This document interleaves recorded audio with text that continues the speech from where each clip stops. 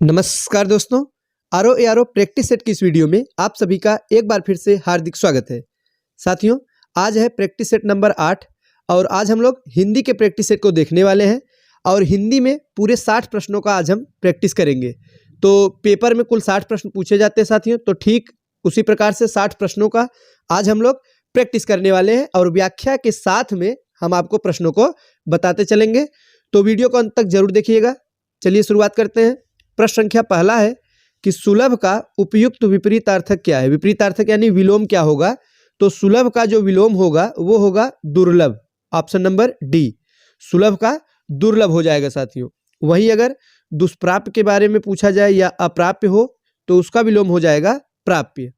और लब्ध का क्या होगा, अलब्ध होगा। तो ये कुछ विलोम शब्द हैं जिनके बारे में जानते रहिएगा। नेक्स्ट है दीर्घायु का विलोम क्या होगा। तो साथियों, दीर्घायु का जो विलोम होगा, दीर्घायु यानी लंबी आयु वाला, तो इसका अल्प आयु होता है जो कम आयु वाला होता है। दीर्घ का अल्प यानी दीर्घायु का अल्प आयु। सही जवाब होगा ऑप्शन नंबर बी। और अगर नश्वर पूछेगा या क्षणिक तो आप बताएंगे इसका विपरीतार्थक होता है शाश्वत। नश्वर यानी नष्ट होने वाला, शाश्वत यानी हमेशा रहने वाला। आगे है कि व्यष्टि का विपरीतार्थक क्या होगा। तो व्यष्टि का होता है समष्टि। व्यष्टि का समष्टि होता है, बार बार ये परीक्षा में पूछा जाता है, इसको याद कर लीजिएगा। वहीं अगर समास के विलोम के बारे में पूछा जाएगा तो समास का विलोम होता है व्यास। व्यष्टि का समष्टि, समास का व्यास। आगे है कि उपमेय का सर्वथा उपयुक्त विलोम क्या होगा। तो उपमेय का होता है अनुपमेय। सही जवाब होगा ऑप्शन नंबर ए, अनुपमेय हो जाएगा। अगला प्रश्न है कि भूगोल का विपरीतार्थक शब्द क्या है। तो बताइए साथियों कि भूगोल का विपरीतार्थक क्या होगा। तो भूगोल का होता है खगोल। भूगोल का क्या हो जाएगा, खगोल हो जाएगा। ऑप्शन नंबर डी बिल्कुल सही जवाब होगा। आगे कि सहयोगी का सर्वथा उपयुक्त विपरीतार्थक शब्द क्या है। तो साथियों सहयोगी का होगा प्रतियोगी। ऑप्शन नंबर ए, प्रतियोगी इसका विलोम शब्द होगा। नेक्स्ट है प्रश्न संख्या 7 है साथियों कि जोड़ का उपयुक्त विपरीतार्थक शब्द क्या होगा। तो जो जोड़ का उपयुक्त विपरीतार्थक शब्द होगा वो होगा घटाव। ऑप्शन नंबर सी इस प्रश्न का ठीक जवाब हो जाएगा। जोड़ का होता है घटाव। आगे है तृष्णा का उपयुक्त विपरीतार्थक शब्द बताइए। तृष्णा का हो जाएगा साथियों वितृष्णा। तृष्णा का क्या हो जाएगा, वितृष्णा हो जाएगा। निषिद्ध का विलोम क्या होगा। तो निषिद्ध का होगा विहित। ऑप्शन नंबर बी, विहित जो है इसका विलोम हो जाएगा। और निश्चित का अगर विलोम पूछा जाएगा तो बताएंगे अनिश्चित। उचित का पूछा जाएगा तो अनुचित और निर्मित का अनिर्मित। तो ये थे विलोम शब्द। अब हम पर्यायवाची शब्द की तरफ बढ़ेंगे। पर्यायवाची की दृष्टि से एक वर्ग शुद्ध है उसे हमें बताना है। तो कौन सा इसमें से शुद्ध है।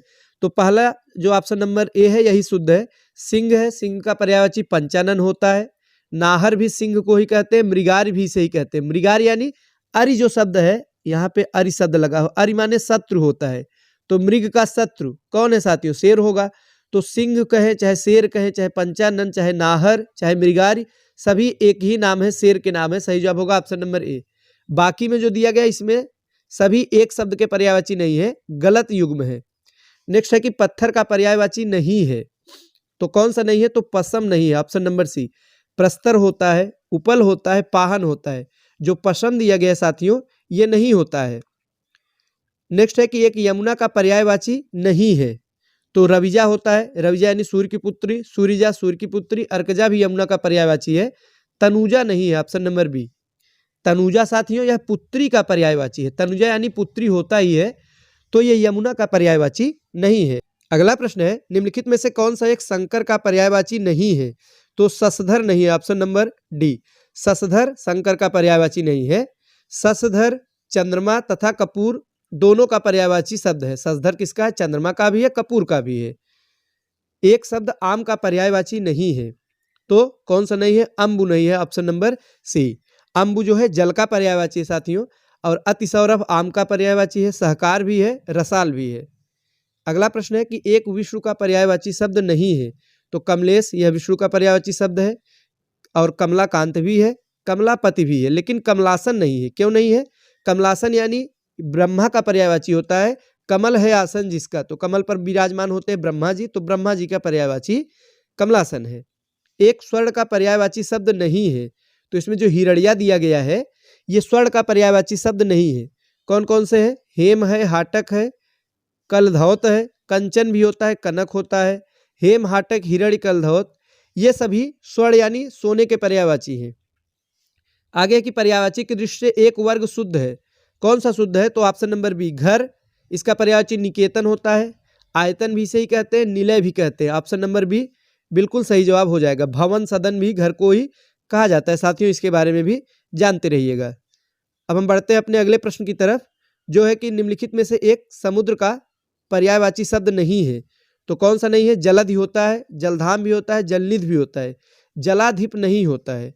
जलाधिप ये वैदिक देवता वरुण है, तो वरुण का पर्यायवाची शब्द है जलाधिप। आगे है कि नदी का पर्यायवाची शब्द कौन सा नहीं है? तो इसमें से त्रिपथगा नहीं है। ऑप्शन नंबर बी इस प्रश्न का सही जवाब होगा। साथियों, त्रिपथगा जो है यह गंगा का पर्यायवाची शब्द है। निम्नगा, कूलंकषा, कूलवती ये सभी नदी के पर्यायवाची हैं। आगे की एक वर्तनी शुद्धि के बारे में बताना है, कौन सी वर्तनी शुद्ध है? तो इसमें से अनन्नास जो दिया गया यही शुद्ध लिखा गया, बाकी गलत है। क्या गलतियां हैं आइए देखते हैं। जो खिवैया दिया गया ये गलत है, इसका खेवैया होता है। न्योछावर अशुद्ध है, न्योछावर होता है, एक मात्रा होगा। और निरपेक्ष में पूरा र लिखा होगा, इस प्रकार से शुद्ध रूप होगा निरपेक्ष। एक की वर्तनी शुद्ध है, तो इसमें से पर्यवसान जो ऑप्शन नंबर डी में यही शुद्ध है, बाकी में अशुद्धियां हैं। तो आप देख सकते हैं सरदर्शन इस प्रकार से होगा, अनपेक्षित शुद्ध रूप है, अनापेक्षित नहीं होगा। क्लिष्ट इस प्रकार से शुद्ध रूप में लिखा जाएगा।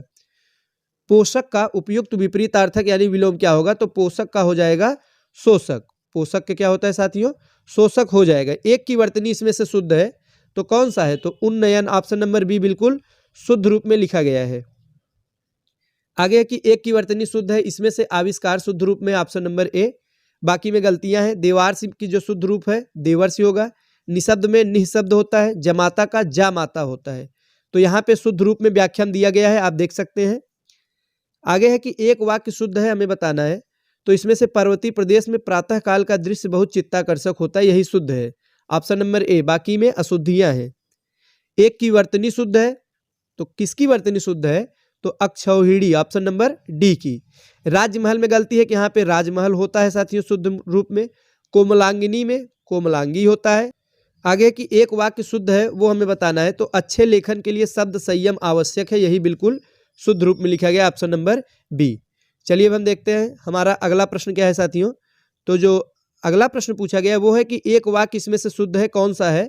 तो शिक्षा प्रणाली जनोपयोगी होनी चाहिए, ऑप्शन नंबर डी वाला शुद्ध है। बाकी में जो 3 वाक्य दिए गए हैं सभी में अशुद्धियां हैं। अब हम अनेक शब्दों के लिए एक शब्द से संबंधित प्रश्नों का प्रैक्टिस करेंगे। मदिरा पीने का प्याला, इसे क्या कहते हैं? तो मदिरा पीने का जो प्याला होता है, इसके लिए एक शब्द प्रयोग किया जाता है चषक। और चारों में चषक दिया गया, लेकिन चषक शुद्ध रूप में इस प्रकार से लिखा जाएगा, मूर्धन्य स होगा साथियों। जो स्त्री के वशीभूत हो उसे एक शब्द में क्या कहेंगे? उसे कहेंगे स्त्रैण। जो स्त्री के वशीभूत होता है उसे स्त्रैण कहा जाता है। एक वाक्य शुद्ध है इसमें से। तो गांधी जी चरखा चलाते थे, ऑप्शन नंबर सी बिल्कुल शुद्ध है, बाकी में शुद्धियां हैं। फिर से शुद्ध अशुद्ध के बारे में पूछा गया है। तो स्वामी विवेकानंद का भाषण सुनकर उपहास उड़ाने वाले अमेरिकियों पर घड़ों पानी पड़ गया, यही शुद्ध वाक्य। इसमें मुहावरे का भी प्रयोग किया गया है। आगे की सवाल जवाब, बहस, हुज्जत या दिए गए उत्तर पर उत्तर, इसके लिए एक शब्द क्या होगा? तो प्रत्युत्तर होगा, ऑप्शन नंबर सी हो जाएगा। वह कन्या जिसके साथ विवाह का वचन दिया गया है उसे क्या कहेंगे? वाग्दत्ता कहा जाता है।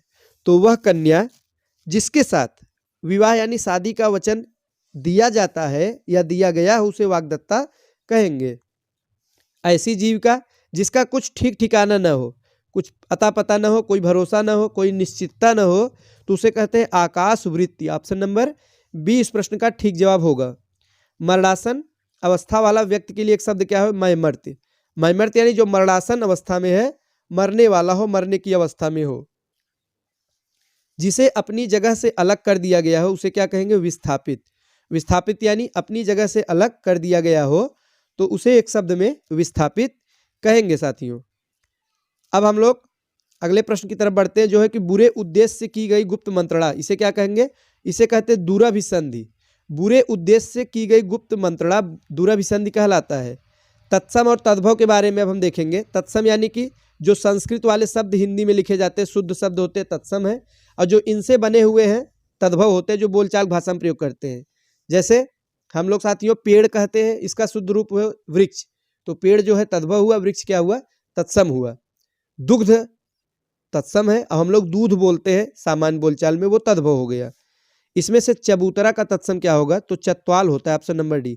चबूतरा को संस्कृत निष्ठ रूप में चत्वाल लिखते हैं, तत्सम में चत्वाल होगा। एक तद्भव शब्द है, बताइए कौन सा है, कौन सी इसमें से बोलचाल की भाषा में ज्यादा प्रयोग होता है, तो पूजी, ऑप्शन नंबर ए, यह तद्भव है। अब पुंज जो है इसका तत्सम रूप होता है। वेत का तत्सम क्या है साथियों, तो वेत्र होता है, ऑप्शन नंबर बी। युद्ध की इच्छा रखने वाला, इसके लिए एक शब्द क्या होगा, तो युयुत्सु।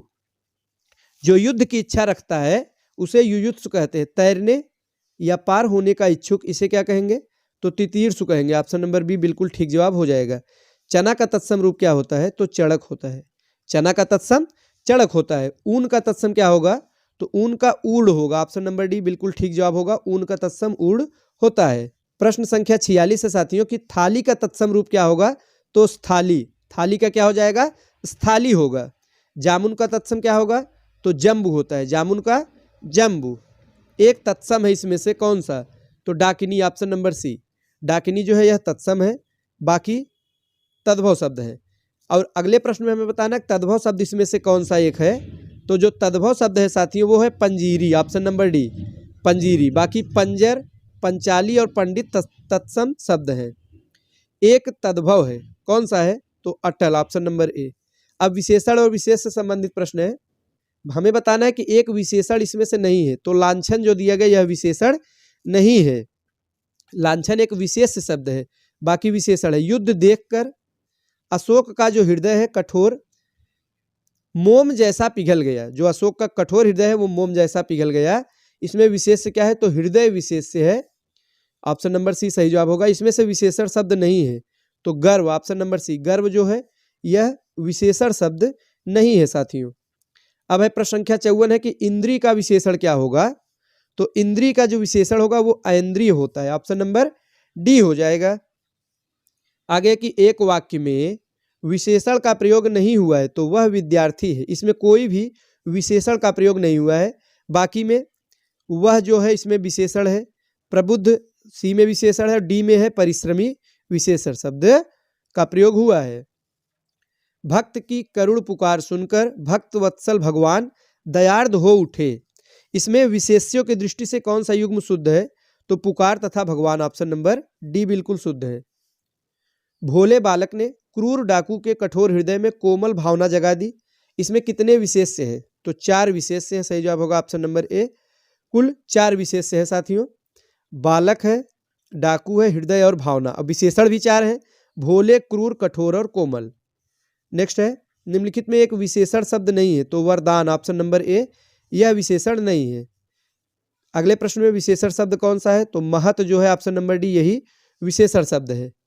आज का हमारा अंतिम प्रश्न है कि इसमें से कौन सा एक विशेषण शब्द नहीं है, तो Banka, option number D. Banka जो है यह विशेषण नहीं है बल्कि विशेष्य पद है। अब बहुरुपिया, बातूनी, बादामी ये सभी विशेषण पद हैं साथियों। तो ये थे हिंदी के 60 प्रश्न जिनको हमने देखा, जिनके बारे में प्रैक्टिस किया और व्याख्या को भी हमने देखा साथियों। वीडियो अच्छा लगा हो तो लाइक करिएगा। हिंदी के साथ ही साथ हम जीएस के भी प्रैक्टिस सेट को करा रहे हैं, तो अगर आपने अभी तक नहीं देखा है तो आप चैनल के प्लेलिस्ट पे जाके देख सकते हैं। तो आज के लिए बस इतना ही, मिलते हैं अगले वीडियो में। धन्यवाद।